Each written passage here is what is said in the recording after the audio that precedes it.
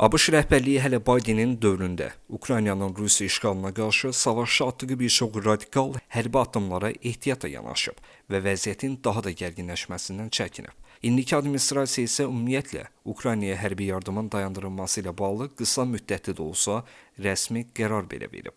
Asfaytka xəbər verir ki, The New York Times nəşrinin özünün çoxsaylı mənbələrinə istinadla Rusiyanın tam miqyaslı işğalı zamanı ABŞ və Ukrayna arasındakı tərəfdaşlığın tarixçəsini və hazırki durumunu izah edən böyük məqalə dərc edib. Məqalə müəllifləri belə qənaətə gəlirlər ki, Birləşmiş Ştatlar Ukraynadakı müharibəyə ictimaiyyətə açıqlanandan qat-qat daha çox cəlb edilib. Sadəcə kəşfiyyat, strateji planlaşdırma və hədəfləmə sahələrində əməkdaşlıq yalnız məhdud dairələrə məlum olub. Məqalədə həmçinin Amerika və Ukrayna hərbi komandanlıqları ilə siyasi rəhbərliklər arasında müəyyən əməliyyatlar, ilk növbədə Vaşinqtonun Rusiyanın qırmızı xəttlərini keçmək hesab etdiyi əməliyyatlar məsələsində yaranan ciddi fikir ayrılıqları təsvir edilir. Eyni zamanda Joe Biden administrasiyası dövründə ABŞ münaqişədə iştirak səviyyəsinin getdikcə artdığı qeyd edilir. Yazıda deyilir ki, Ukraynada bir qrup Amerikalı hərbi məsləhətçi olub.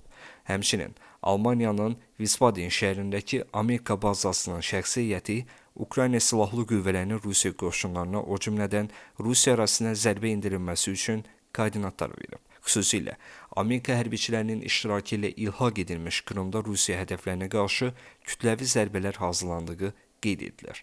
Məqalədə deyildiyi kimi, Amerikalı mütəxəssislər 2023-cü ilin yayında Ukrayna ordusunun ümumən uğursuz alınan böyük əks hücumunun hazırlanmasında da iştirak ediblər. Yazıda iddia olunur ki, Ukrayna silahlı qüvvələrinin o vaxtki baş komandanı general Valeri Zaluzhny əsas əks hücumun cənubdan həyata keçirilməli olduğu fikrində idi. Amerikalılar da bu plana daha çox meylləniblər. İndiki baş komandan və daha əvvəl Ukrayna quru qoşunları komandanı olmuş Aleksandr Sirski isə o vaxt prezident Vladimir Zelenskinin dəstəyi ilə diqqəti daha çox Baxmut istiqamətindəki hərbi əməliyyatlara yönəldib. Nəticədə Ukrayna hərbiçiləri iki böyük hücuma keçib, lakin onların heç biri məqsədinə nail olmayıb. Yazıda daha bir maraqlı məqam Rusiyanın Ukraynaya nüvə zərbəsi endirməyi planı ilə bağlıdır. Qeyd olunur ki, 2022-ci ilin oktyabrında Ukraynadakı Rusiya ordusunun o vaxtki komandanı general Sergey Surovikin taktiki nüvə silahından istifadə imkanlarını ölkə rəhbərliyi ilə müzakirə edib. Söhbət Ukrayna silahlı qüvvələrinin Xerson vilayətindəki uğurlu əks hücumu fonunda baş verib. Nəşr qeyd edir ki, Surovikin Xersonu azad edən Ukraynalıların Dneprdən keçməsinin önünü almaq üçün taktiki nüvə silahından istifadəni müzakirə edib.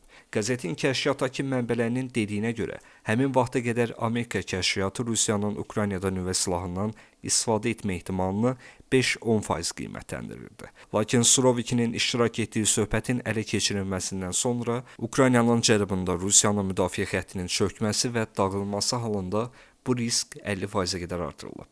Nəşr yazır ki, Wiesbaden'də işləyən və oradan Kiyevə kəşfiyyat məlumatları ilə kömək edən Amerikalı hərbiçilər cənub istiqamətində hücumu davam etdirməkdə israr ediblər. Lakin Vaşinqtonda Joe Bidenin müşavirləri buna qarşı çıxıblar. Onlar əksinə Rusiyanın qırmızı cizgilərini keçməməkdən ötürü Ukraynalıların əks hücumunu ləngitmək üçün Kiyevə təzyiq göstərməyin tərəfdarı olublar. Məqalədə qeyd olunur ki, məhz həmin günlərdə Ukraynalı hərbiçilərin Rusiyaya kritik zərbə vurmaq şansı olub.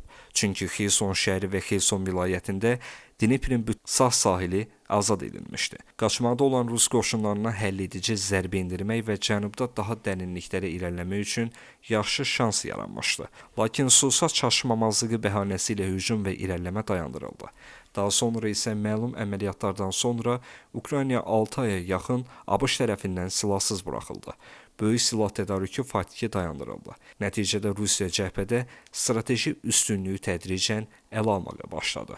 Bu yazıda qeyd olunanlar bir daha təsdiq edir ki, ABŞ Ukraynanın Rusiya işğalına qarşı bir mənalı qələbəsində, Kremlin strateji məğlubiyyətində maraqlı olmayıb və indini özündə də maraqlı deyil. Özü də indi bu, Trump administrasiyası tərəfindən qətiyyən gizlədilmir.